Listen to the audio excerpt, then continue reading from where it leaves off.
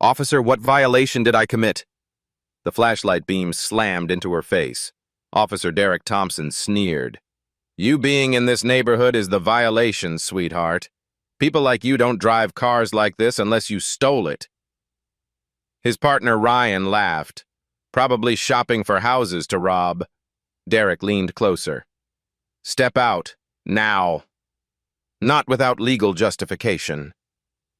Neighbors emerged onto porches.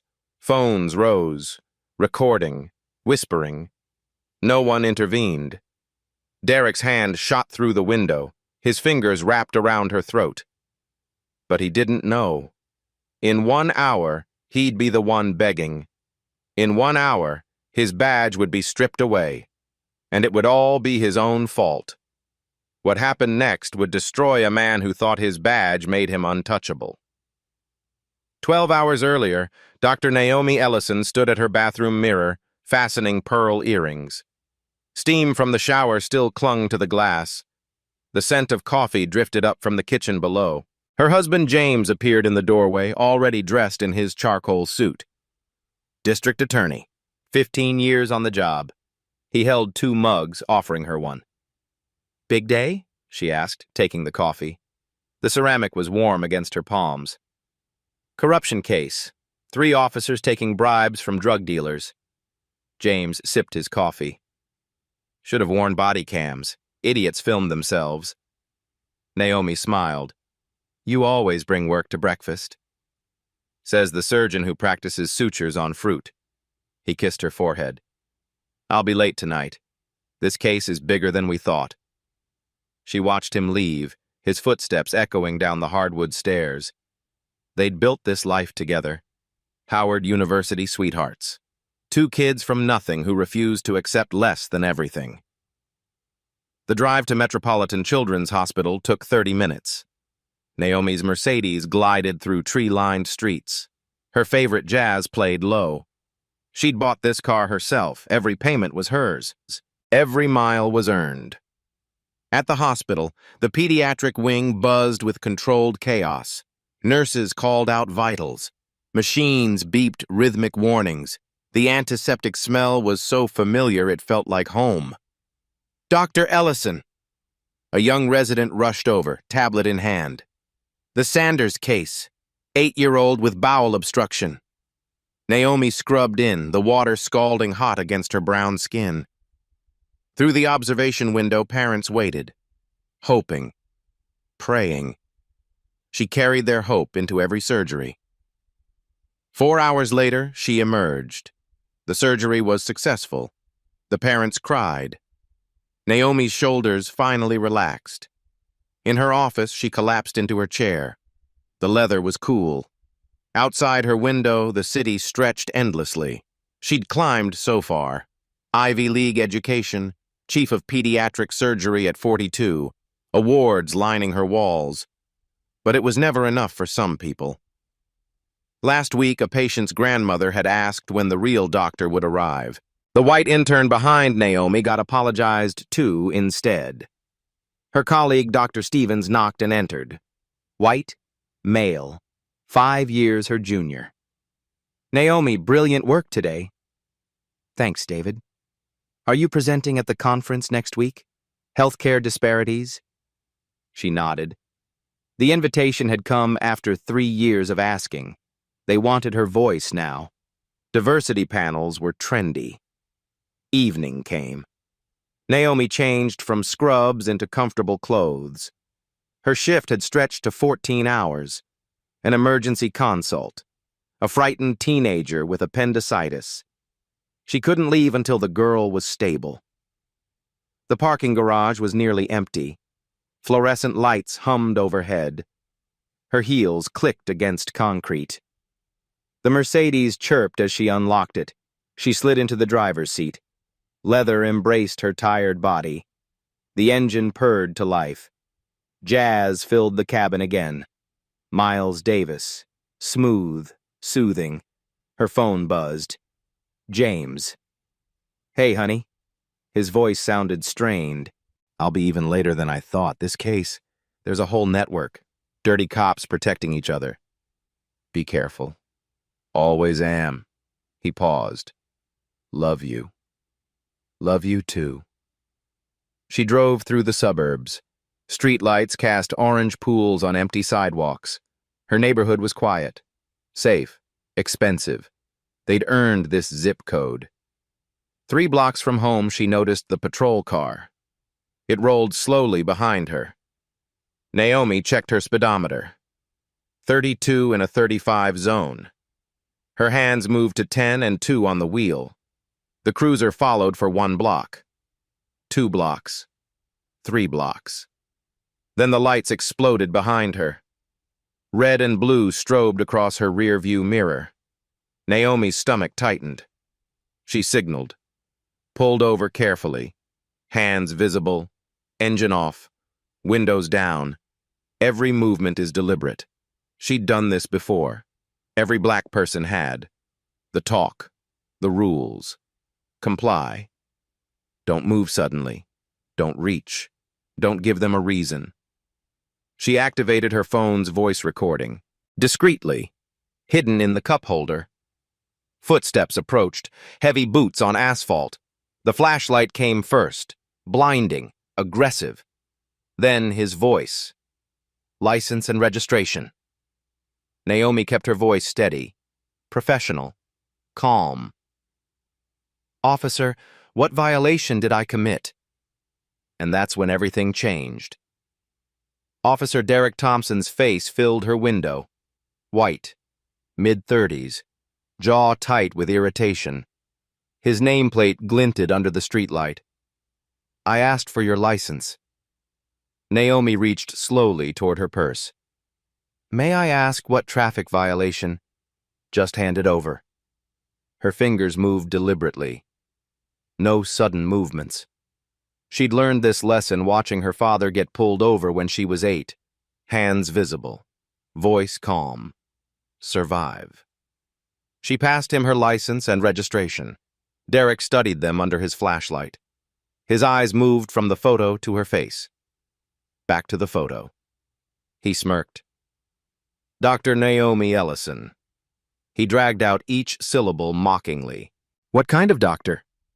I'm a pediatric surgeon at Metropolitan Children's. He laughed. Short, sharp, cruel. Right, and I'm an astronaut. He turned the license over. Is this even real? Yes, officer. It's real.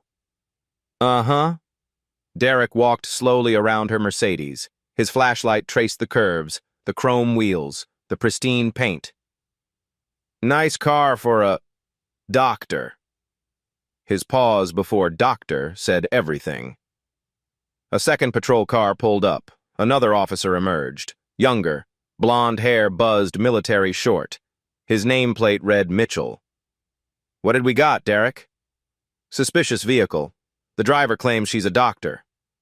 Derek's tone made it sound absurd, like she'd claimed to be royalty.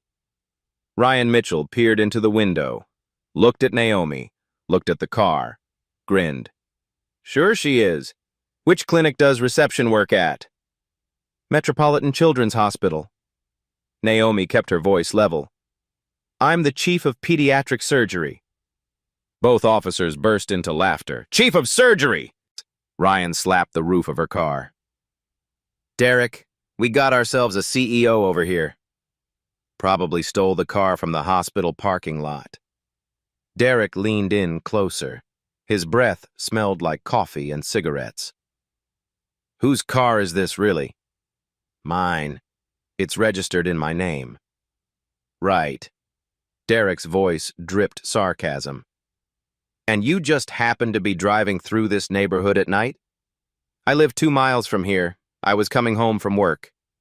From your job, as chief of surgery. Derek exchanged a look with Ryan. Are you shopping for houses to rob?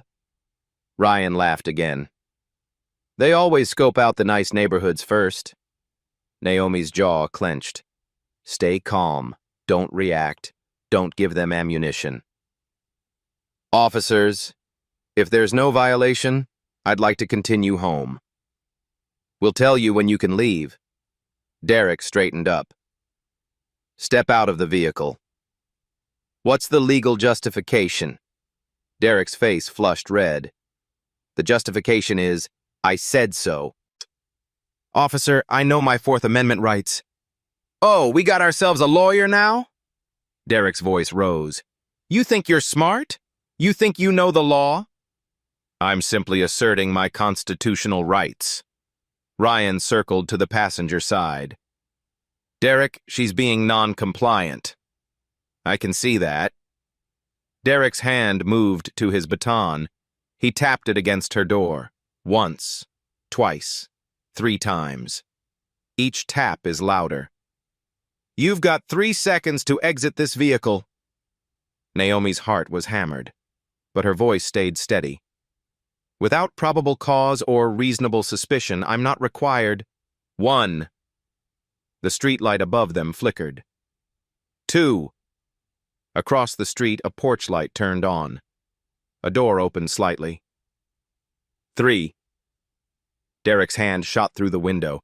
His fingers wrapped around Naomi's throat, squeezed, hard.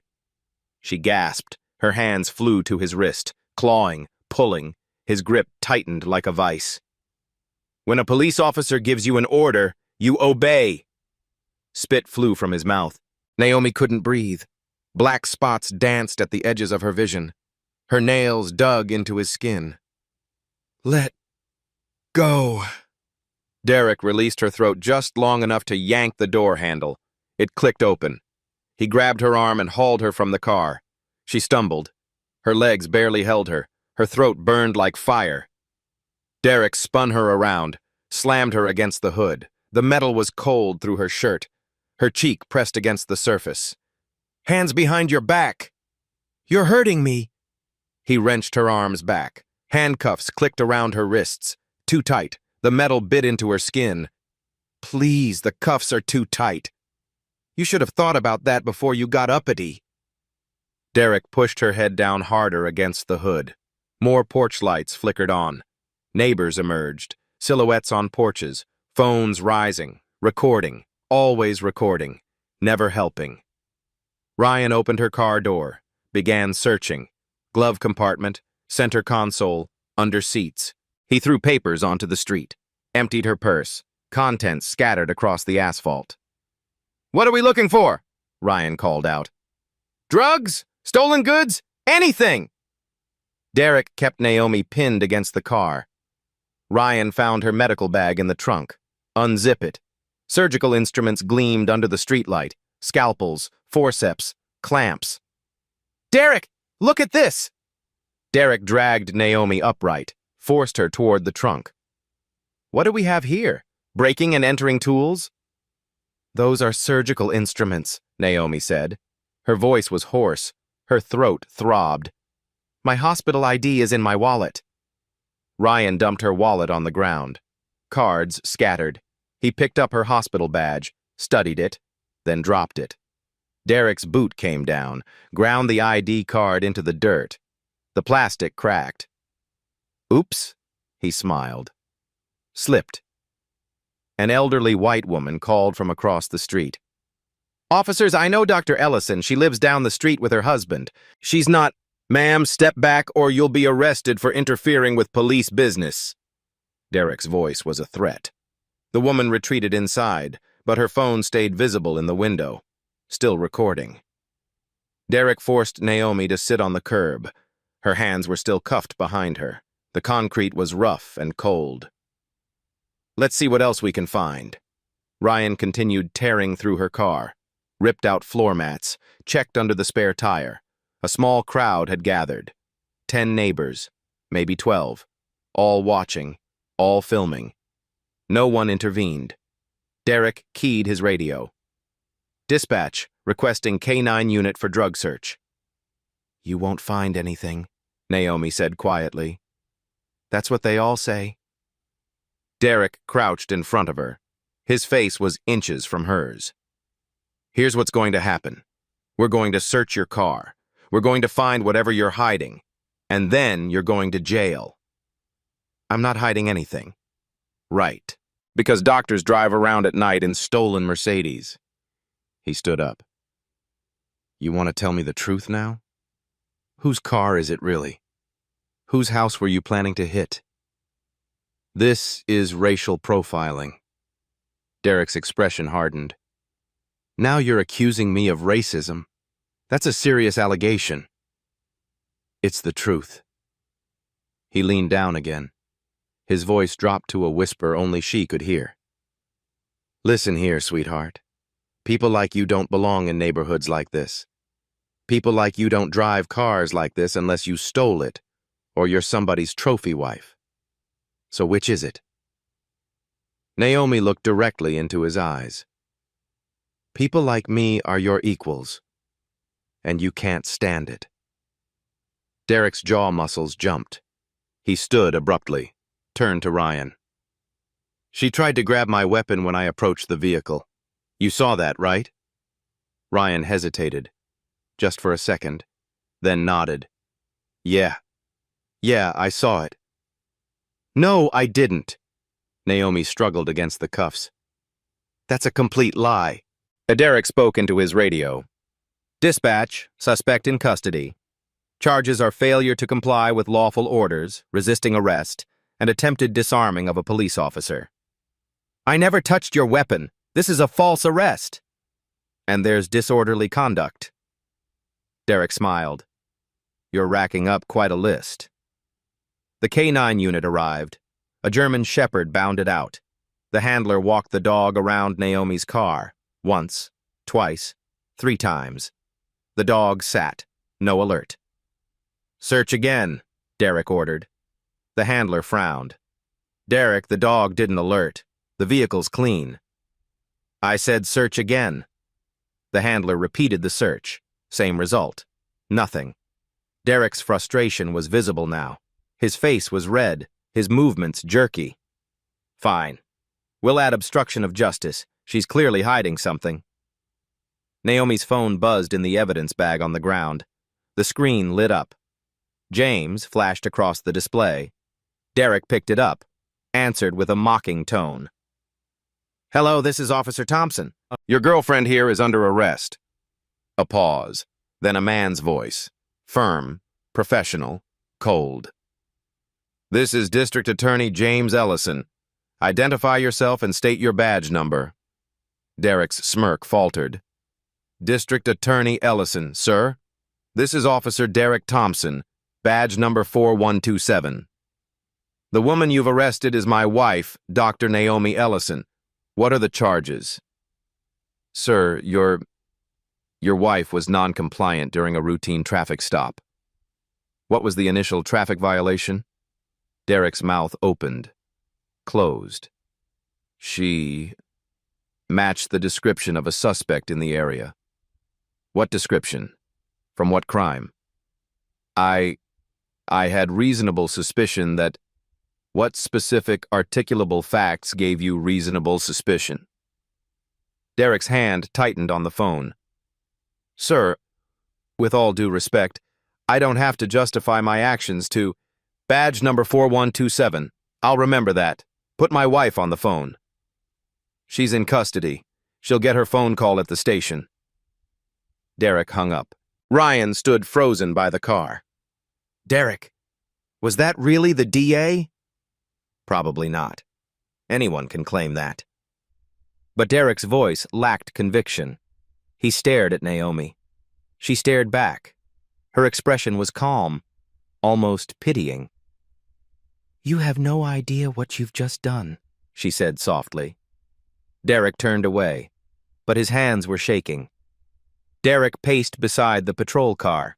His boots scraped against asphalt. Ryan watched him nervously. Derek, maybe we should... Should what? Derek snapped. Let her go after she resisted arrest? She didn't really resist. She just asked questions. Questioning an officer is resisting.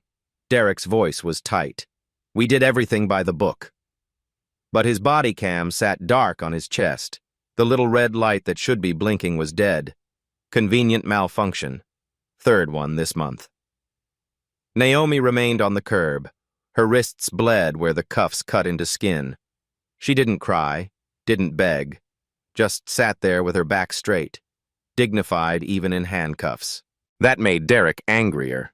A young black man approached from down the street, 20-something, hoodie and jeans. He stopped at the police tape. "Dr. Ellison, is that you?" Naomi looked up. Recognition flashed in her eyes. "Marcus? Oh my God, what are they?" Derek stepped forward. "Sir, back away from the scene. That's my doctor. She saved my little sister's life." Marcus pulled out his phone, started recording.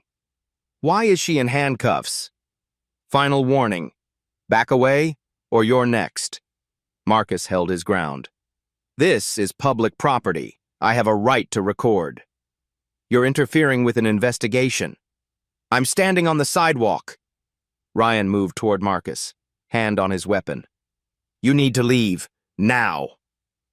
Marcus backed up, but kept filming.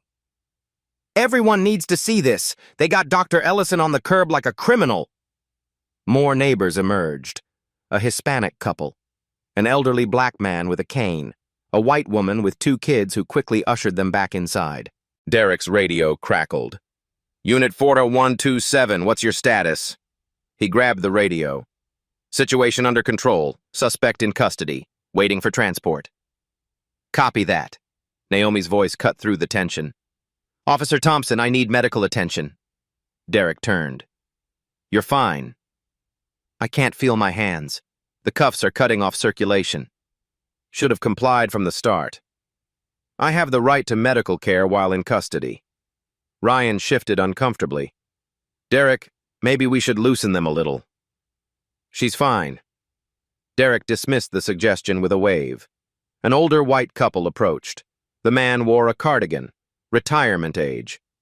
His wife clutched his arm. "Officers?" The man's voice was gentle. "We live next door to the Ellisons. That's Dr. Naomi Ellison. She's a surgeon. Her husband is the district attorney." Derek's stomach dropped, but he recovered quickly. "Sir, I don't care if she's the Queen of England. She violated the law." "What law did she violate?" "That's police business." "We've been neighbors for 10 years, the wife added. "She's never caused any trouble. This seems—" "Ma'am, please step back." Derek's voice was ice. The couple retreated, but the wife whispered loud enough to hear. "Jim, get the number for James's office." Derek's jaw clenched. He pulled Ryan aside, spoke low, urgent. "We need to get our story straight."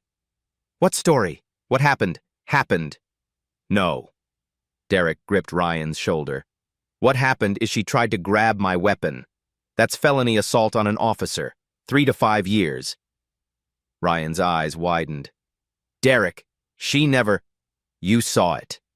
You were standing right there when she lunged for my holster." I don't know if—" "Listen to me." Derek's voice was steel. "She gets a lawyer. This becomes a whole thing. He said her husband's the DA? So what? We're protected. Union. Qualified immunity. They can't touch us." "But the recordings—" "Civilians always edit footage. Can't trust it. Our testimony is what matters." Derek's grip tightened. "I need you with me on this. Brothers in blue, right?" Ryan swallowed hard, nodded slowly. "Right." Naomi watched them from the curb.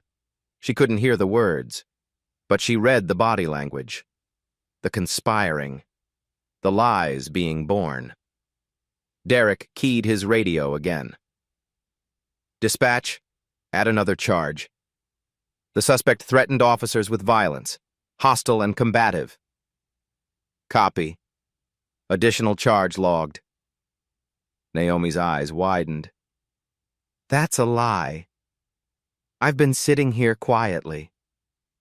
"That's not what my report will say." Derek smiled. Cold. Cruel. "Your word against 2 sworn officers. Who do you think they'll believe?" A white teenager skateboarded past, stopped, pulled out his phone. "Yo, is that Dr. E? She fixed my brother's heart." "Kid, keep moving," Ryan warned. "Nah, man, this is messed up." The teen started filming. Dr. E saved my family. Now she's sitting on the curb bleeding? Hell no. Last warning. The teen backed away on his skateboard, but his phone stayed up. Recording. Another witness. Another camera. Derek felt the noose tightening. Too many eyes. Too many phones. But he'd come too far to back down now. Ryan searched the car again. There's got to be something. Derek, we already... I said search again! Ryan returned to the Mercedes. Tore through the glove compartment again. Found insurance papers, registration, nothing illegal. He moved to the back seat, checked under the seats, found a hospital lanyard, an empty coffee cup, a medical journal, nothing. There's nothing here, Derek. Check the trunk again. We already checked the trunk. Do it! Ryan slammed the trunk open. The surgical bag sat exactly where they'd left it. He unzipped it again. The instruments gleamed. Sterile, professional, legal. A red folder caught his eye. He pulled it out, flipped it open. His face went white. Derek. What? You need to see this. Derek walked over. Ryan showed him the folder. Inside were hospital credentials, board certifications, awards, a letter from the governor commending Dr. Naomi Ellison for her contributions to pediatric medicine, and a photo of her with the police chief at a charity fundraiser. Derek's hands started shaking. We're screwed, Ryan whispered. Shut up, just shut up. Derek's mind raced. Panic clawed at his chest. We stick to the story. She resisted. She was combative. We had no choice.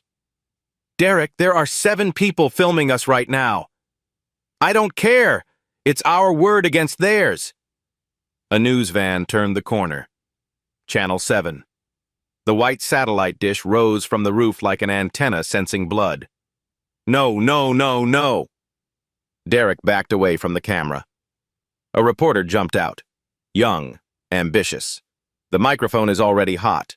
A cameraman followed with equipment. Officer, Melissa Torres, Channel 7 News. Can you comment on the arrest? No comment. This is an active scene. Is it true the woman in custody is Dr. Naomi Ellison? Derek's face went pale. I said no comment. Witnesses say she was assaulted during a traffic stop. Can you confirm? This interview is over. Derek moved to block the camera's view of Naomi. But Melissa was quick. She angled around him. The camera caught everything. Naomi on the curb, blood on her wrists. The bruises are already forming on her throat like purple fingerprints. Dr. Ellison, can you tell us what happened? Naomi looked directly into the camera. Her voice was clear, steady. I was pulled over without cause. I asked for the legal justification.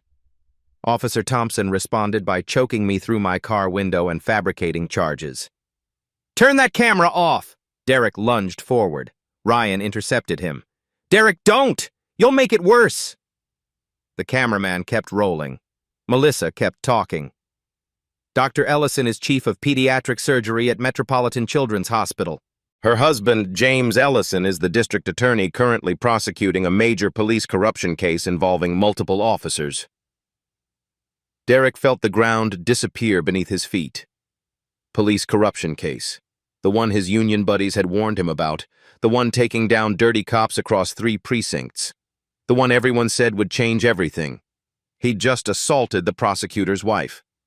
On camera, with witnesses, while his body cam was mysteriously off. His career wasn't just over. His life was over. More cars arrived, unmarked, government plates. Derek recognized the black SUV immediately. Internal Affairs. Captain Linda Martinez emerged. Hispanic, early 50s, steel in her spine. Behind her, a man in an expensive suit, tall, black, silver at his temples. His face was carved from fury barely contained. District Attorney James Ellison. Derek's bladder nearly released. James walked past Derek like he didn't exist. Knelt beside Naomi. His hands were gentle as he examined her face, her throat, her bleeding wrists. "Baby." His voice cracked just slightly. "I'm okay." But tears finally came. Not for Derek. For James, she let them fall. James carefully removed her handcuffs. The marks they left were deep, raw. He kissed each wrist gently, then helped her stand. Only then did he turn to Derek. The look in his eyes could freeze hell itself. James stood, 6 feet 2 inches of controlled rage. He didn't raise his voice. Didn't need to. "Explain to me why my wife is bleeding." Derek's mouth opened. No words came out. "Explain why a woman with no criminal record, no warrants, no traffic violations is handcuffed on a curb." "Sir, she was non-compliant during a routine." "What was the traffic violation?" James's voice was surgical. Each word is cut clean. She matched a description." "What description? From what crime?" Derek's brain scrambled, searching for any answer that made sense. "Suspicious vehicle in the area." "Suspicious how?" James stepped closer. "A Mercedes in this neighborhood seemed suspicious? Or was it the driver?" "That's not what I meant." "Then say it clearly. What made my wife suspicious?" Derek's face flushed. His mouth worked silently. Captain Martinez stepped forward, held up Naomi's phone. This device recorded the entire encounter, audio and video. The color drained from Derek's face. Officer Thompson also reported his body cam malfunctioned. Martinez's smile was razor thin. "Interesting timing. That's evidence tampering. Federal offense." Martinez turned to the crowd. "Anyone who recorded this, please email footage to this address." She held up a card. Phones immediately moved. 7 different angles. 7 witnesses, all telling the same story. Derek watched his defense crumble in real time. "Derek Thompson, Ryan Mitchell." Martinez pulled out handcuffs. "You're both under immediate administrative suspension." "Captain, please." Derek's voice cracked. "Badges and weapons, now." Derek's hands shook as he unclipped his badge. 12 years of service. Gone. He'd sworn an oath on this badge. He'd just used it to terrorize an innocent woman. Ryan surrendered his badge next. Silent. Defeated. A paramedic examined Naomi's throat. The EMT gasped. "Ma'am, these are serious. Manual strangulation marks." She photographed the injuries. Flash after flash. Evidence. "Sir," she told James, "this is felony assault." Derek felt his knees weaken. Felony assault. 3 to 5 years minimum. James made a phone call. His voice was ice. "Chief? James Ellison. 2 of your officers just committed felony assault on my wife." Derek could hear yelling through the phone. "No, not a misunderstanding. Strangulation, false arrest, evidence tampering, all on video." James listened. Then his voice dropped lower. "I want them arrested tonight. Full charges." More yelling. "I don't care about the union. I don't care about qualified immunity." James's jaw tightened. "Then I'll call the FBI. Make this federal. Your choice." Silence. Then a resigned voice. James hung up, looked at Derek. "The chief is sending units to arrest you both. Tonight." "Please." Derek's voice broke. "Please, I didn't know who she was." Naomi spoke, quiet but clear as a bell. "And that's exactly the problem, Officer Thompson." Derek turned to her, desperation in his eyes. "You thought you could do this because I was nobody important." Naomi stood straighter. "Because I was just another black woman who needed to be put in her place. No, You didn't see a doctor, a surgeon, a member of this community." Her voice grew stronger. "You saw my skin and decided I was a criminal." Derek opened his mouth. Nothing came. How many others weren't so lucky? How many others did you brutalize who had no voice, no camera, no DA husband?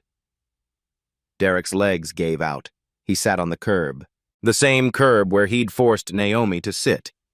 2 patrol cars arrived. 4 officers emerged with handcuffs. Derek Thompson, stand up. You're under arrest. The cuffs clicked around his wrists. The same sound he'd made on countless others. Now it was his turn. You have the right to remain silent. The Miranda rights washed over him. Words he'd spoken 1,000 times. Now they were for him. Ryan was cuffed next, led to a separate car. He looked back at Derek once. This was your fault. Derek was pushed into the patrol car. Hard plastic seat. Uncomfortable. He'd laughed about that before. Not funny anymore. Through the window, he watched Naomi lean against James. Watched paramedics tend her injuries. Watched news cameras capturing everything. Melissa Torres broadcast live. Breaking news. 2 officers arrested after allegedly assaulting Dr. Naomi Ellison, wife of District Attorney James Ellison, during what witnesses describe as a racially motivated traffic stop. The car pulled away. Derek watched the scene recede. Watched his entire life disappear in flashing lights. In the other car, Ryan sobbed. His wife would see this. His kids would see him in handcuffs. Derek stared at his reflection in the partition glass. Saw a criminal. That's what he was now. A predator. The worst part? He'd done it to himself. The radio crackled. The national media is picking up the story. Expect press at the station. National media. His face is everywhere. His name is trending. His children were bullied. His wife was humiliated. All because he couldn't see a black woman as his equal. The car drove through the night. To book, to fingerprints, to a cell, to the same system he'd fed with arrests. Now he'd see it from the other side. Justice was coming for Derek Thompson. And it wouldn't be kind. The police station was chaos. Reporters lined the entrance. Cameras flashed like lightning. Questions shouted from every direction. Officer Thompson, do you have a statement? Why did you assault Dr. Ellison? Was this racially motivated? Derek kept his head down. Shame burned his face. The walk from the car to the building felt like miles. Inside, the booking room smelled like sweat and disinfectant. The fluorescent lights were too bright. Derek squinted against them. The booking officer was someone he knew. Officer Patterson.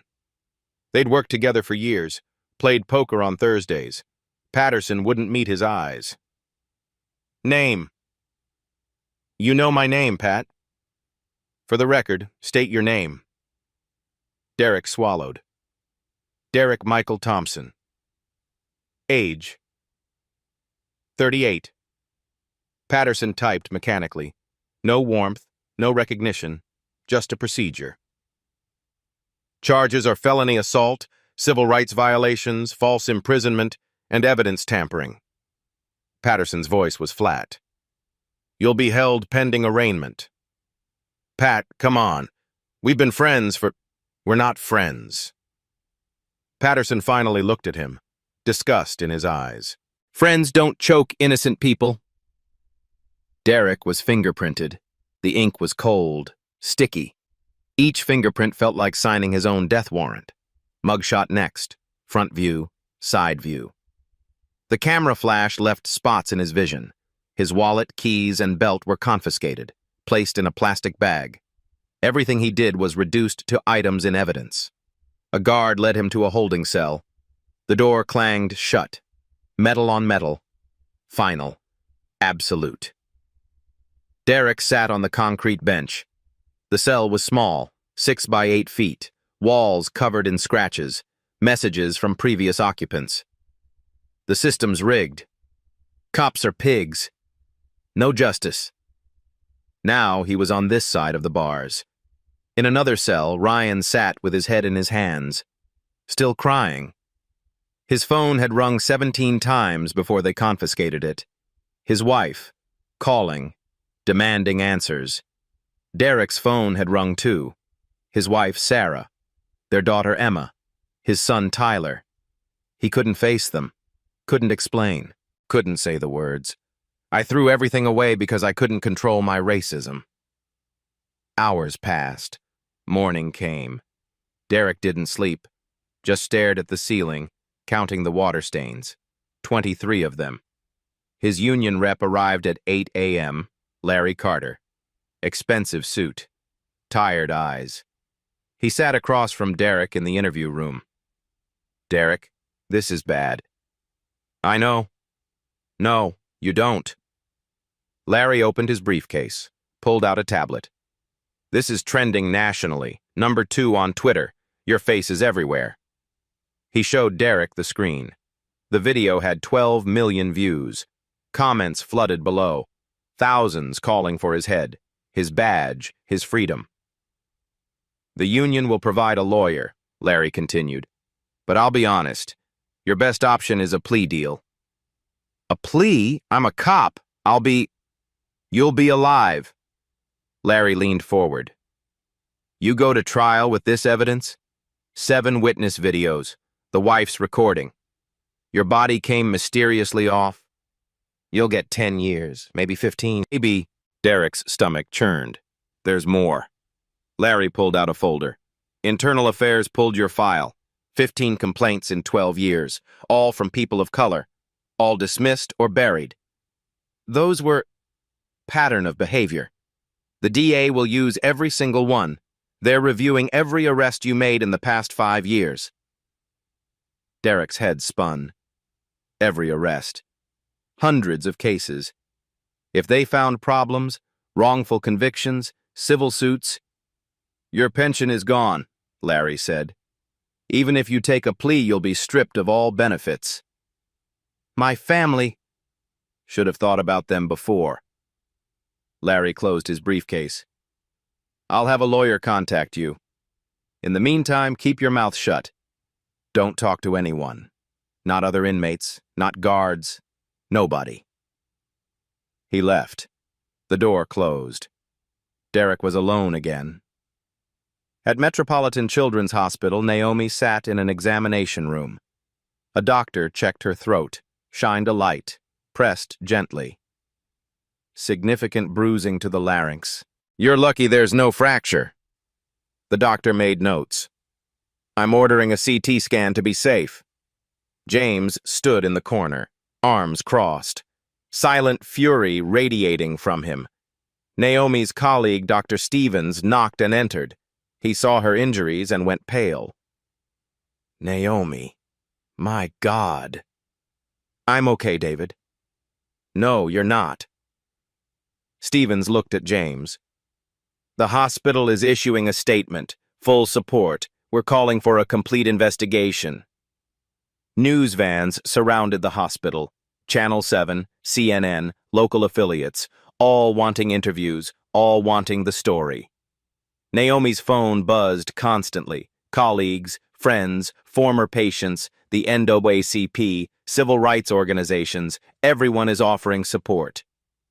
Meanwhile, Derek's phone sat silent in an evidence bag. No calls, no messages, no support. His wife had already contacted a divorce attorney. His daughter had changed her social media name. His son refused to speak to him. Everything was gone. One night, one decision, one moment of unchecked hatred, and Derek Thompson's entire life had collapsed. Week 1. The firestorm. The video exploded across social media. 12 million views became 50 million, then 100 million. Nash justice for Dart. Ellison trended worldwide for 6 days straight. Cable news played the footage on loop. CNN, MSNBC, Fox News, every angle, every moment. Derek's hand around Naomi's throat. Her calm assertion of rights. His rage. The New York Times ran a front-page story. When a badge becomes a weapon, Dr. Naomi Ellison's story exposes systemic racism. Civil rights organizations descended on Westchester County. The NAACP held a press conference. Reverend Al Sharpton flew in from New York City. "This is not about one bad apple," Sharpton declared. "This is about an orchard that grows poisoned fruit." The crowd roared. Hundreds gathered, signs waving. Black Lives Matter. Justice for Naomi. Fire racist cops. Inside the county jail, Derek watched through bars. Each story destroyed him further. Other inmates recognized him immediately. Cops in jail had targets on their backs. "Yo, that's the pig who choked the doctor," someone called. Laughter echoed through the cell block. Derek pressed himself into the corner, trying to disappear. Week 3. The Grand Jury. The grand jury convened. 23 citizens. They would decide if charges were warranted. Special Prosecutor Margaret Carter presented the case. Asian American, Harvard Law, 20 years prosecuting civil rights violations. The evidence was overwhelming. 7 witness videos, played in sequence, each showing the same story. Naomi's audio recording, crystal clear. Every racist word, every threat, every lie. Medical photographs, the bruises on her throat, purple and yellow, finger-shaped, unmistakable. Derek's personnel file, 15 complaints, all from people of color, all dismissed. The pattern was undeniable. Former complainants testified. A black teenager. Derek had stopped 5 times in 2 months. Always for suspicious behavior. Always released without charges. A Hispanic man Derek had searched illegally. Found nothing. Car damaged, no compensation. An elderly black woman Derek had yelled at for jaywalking. She'd been crossing legally, with the light, story after story. All the same theme. Derek Thompson targeted people of color. Naomi testified last, poised, professional. She described the fear, the pain, the humiliation. "I'm a surgeon. I save children's lives. But to Officer Thompson, I was just another black person who needed to be controlled." Her voice cracked once, when she described his hand around her throat. "I couldn't breathe. I thought I might die, and all I could think was, my husband won't know what happened." Several jurors wiped their eyes. The grand jury deliberated 90 minutes. They returned with indictments. Derek Thompson, assault in the 2nd degree, civil rights violations, false imprisonment, evidence tampering, maximum 20 years. Ryan Mitchell, aiding and abetting assault, unlawful search, false statements, maximum 10 years. Both pleaded not guilty. Week 8, trial preparation. Derek's legal team tried everything. Motions to suppress evidence, motions to change venue, motions to exclude prior complaints. Judge Patricia Reeves denied them all. Black woman, 60 years old, 30 years on the bench. "The evidence is relevant. The jury will hear it." Derek's lawyer tried character assassination, dug into Naomi's past, looking for anything to discredit her. They found nothing. No arrests, no scandals, just a brilliant surgeon who saved children's lives. The defense leaked stories anyway. Anonymous sources claiming Naomi was difficult, demanding, arrogant. The strategy backfired. Colleagues flooded social media defending her. Former patients' families created videos. "Dr. Ellison saved my daughter. She gave us hope." Meanwhile, Derek's past continued unraveling. A former girlfriend came forward, described racist comments, jokes about black people. His high school yearbook surfaced online. Derek, at 16, Confederate flag on his bedroom wall. Every revelation made his defense weaker. Week 11. The trial. Opening statements began on a Monday. The courthouse was packed. Media, activists, citizens. Every seat filled. Prosecutor Carter stood before the jury. 7 white, 3 black, 2 Hispanics. She made eye contact with each one. This case is about power. Officer Derek Thompson had a badge, a gun, authority, and he used that power to terrorize an innocent woman because of her skin color. She walked slowly. Let the words sink in. The defense will say this was a misunderstanding, that Officer Thompson feared for his safety. But ask yourselves, what threat did Dr. Naomi Ellison pose? Sitting in her car, hands visible, voice calm, asserting her rights. Chen paused. The only threat Dr. Ellison posed was to Officer Thompson's belief that he could treat black people however he wanted without consequence. Derek's lawyer countered, painted Derek as dedicated, 12 years of service, community volunteer, Little League coach. Officer Thompson made a mistake, but it wasn't racially motivated. It was a high-stress situation that escalated. The jury looked skeptical. Witness testimony began. Neighbors described what they saw, the choking, the violence, the casual cruelty. The EMT testified about Naomi's injuries. This was textbook manual strangulation. He meant to hurt her. Former complainants took the stand, one after another, each describing similar encounters. Racial slurs, assumptions, abuse of power. The pattern was unmistakable. Naomi testified on day 7. Navy suit, pearl earrings, professional, composed. She described the entire encounter. Her voice never wavered. Her facts never changed. The defense attorney cross-examined aggressively, tried to rattle her, tried to find inconsistencies.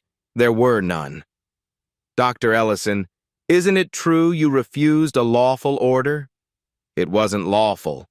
Officer Thompson had no probable cause. How do you know? Are you a lawyer? No, but I know the Constitution. Every American should. The jury nodded. Derek took the stand against his lawyer's advice, defensive, angry, unable to hide his contempt. Dr. Ellison was non-compliant, he insisted. She asked for legal justification, Carter countered. That's not non-compliance, that's exercising her rights. She should have just obeyed.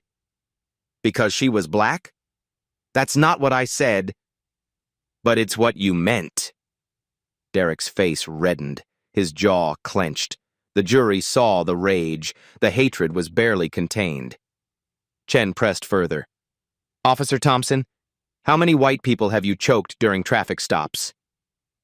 Silence. How many white people have you thrown against their cars? More silence. Derek's lawyer objected. Judge Reeves overruled. Answer the question. I don't recall. You don't recall? Or the answer is 0. Derek looked at the floor. I treat everyone the same. The evidence says otherwise. Closing arguments followed. Carter dismantled every defense claim, showed the pattern, showed hatred. Derek Thompson thought his badge made him untouchable. Today you prove him wrong. The jury deliberated for 4 hours. They returned with a verdict. Guilty. On all counts. Derek collapsed in his chair. His lawyer grabbed his arm, held him upright. Ryan Mitchell's trial lasted 3 days. Same result. Guilty. 2 weeks later. Sentencing. Judge Reeves sat elevated. Her expression was stone. Derek Thompson, stand. Derek rose. His legs shook. His orange jumpsuit hung loose. He'd lost 20 pounds. You were given a badge and the public's trust. You betrayed both.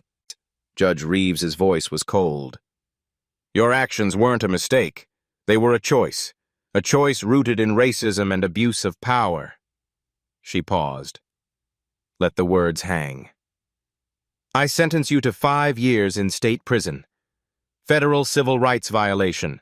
3 years concurrent. Lifetime ban from law enforcement. $250,000 fine. Mandatory counseling upon release. Derek's mother sobbed in the gallery. His ex-wife sat stone-faced. His children weren't there. Ryan Mitchell, stand. Ryan rose, face pale, hands trembling. You enabled this abuse. You stood by while an innocent woman was terrorized. You corroborated lies. Judge Reeves leaned forward. 2 years in prison. 5 years probation. Community service. Lifetime ban from law enforcement. Ryan nodded mutely. Both of you reinforced the very real fear people of color feel during police encounters. You betrayed your oath, and you'll live with that forever. The gavel came down. Final. Absolute. Derek was led away in chains. He looked back once. Saw Naomi sitting beside James. Saw her strength, her dignity, everything he'd tried to break, and failed. 6 months later, the police department had a new sign. Community accountability matters. Deputy Chief Linda Martinez had ordered it installed on her first day. Every officer now wore body cams. Activation was mandatory. Failure meant immediate suspension. No exceptions. A civilian review board met weekly. Real power, real oversight. Citizens filed complaints directly. Every case is investigated. Every pattern is tracked. 23 of Derek's past arrests were overturned. People walked free. Some had served years for crimes they didn't commit. Records cleared, lives restored. Derek Thompson sat in his cell at Sing Sing. His cellmate was a man Derek had arrested 4 years ago. The irony wasn't lost on either of them. Funny how the world turns, the cellmate said. Derek said nothing. Cops in prison didn't last long if they talked. His ex-wife had remarried. His daughter Emma changed her last name, refused all contact. His son Tyler visited once. 10 minutes, mostly silence. Tyler left in tears. Never came back. Derek had written letters.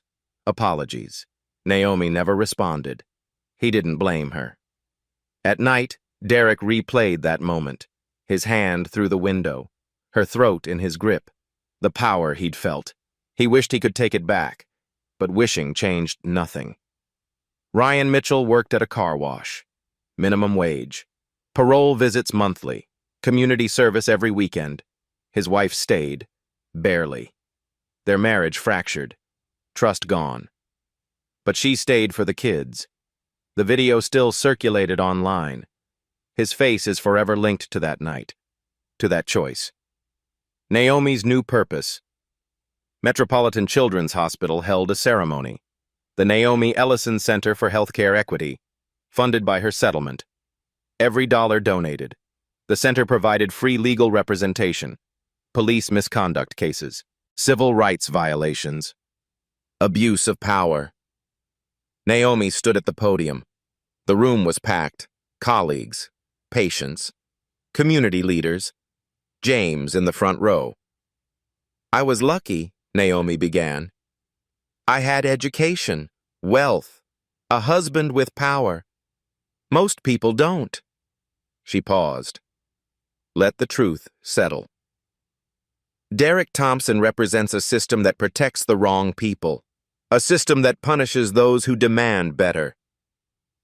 Applause erupted. This center isn't about me. It's about everyone who had no voice, no camera, no platform. Everyone was told to just comply, to accept injustice. Her eyes swept the room. We say no more. Justice isn't a privilege, it's right. Standing ovation. James's chest swelled with pride. Naomi continued saving children at the hospital, teaching residents, living with purpose. She testified before the state legislature. 3 police accountability bills passed. Real reform. Real change. She gave a TED Talk. The day I became a hashtag. 15 million views. Stories flooded in. Similar encounters. Gratitude for her courage. But Naomi was clear. I'm not special. I'm just the one who had the power to fight back. That shouldn't be required for justice. James won re-election as district attorney. Landslide victory. His corruption case resulted in 12 convictions. The department cleaned. Not perfect, but better. Together, they pushed statewide legislation. Body cameras, civilian oversight, officer databases, slow progress. But progress. The documentary 1 year later, a documentary crew interviewed Naomi. Badge and Burden, the Naomi Ellison story. The interviewer asked the final question. What do you want people to take from your experience? Naomi thought carefully. Justice shouldn't depend on who you know, your education, your connections. Derek Thompson is in prison because I had power. But how many others didn't? She leaned forward. How many black people are in jail because an officer decided they were suspicious? How many had no camera, no witness, no DA husband? Her voice intensified. Derek Thompson isn't unique. He's a symptom. The disease is systemic racism. Until we cure the disease, treating symptoms won't be enough. What's your message to people watching? Don't look away. Don't scroll past. Speak up. Record. Intervene safely. Support reform. Vote for accountability. Naomi locked eyes with the camera.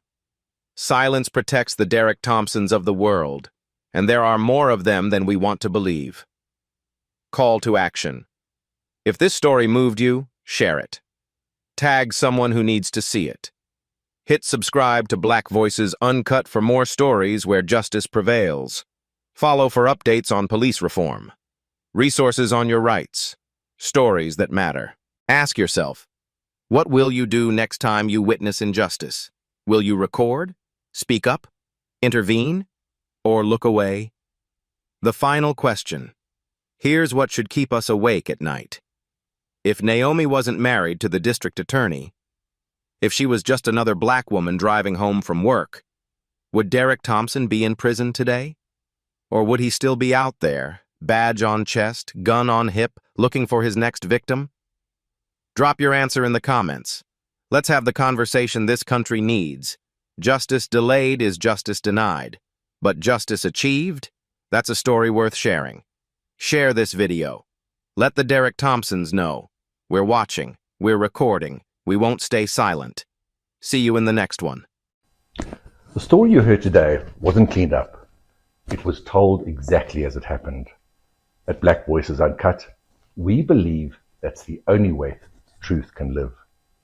If you felt something, hit like, comment, and your reaction, and subscribe. Every week, we bring you voices that refuse to be silenced.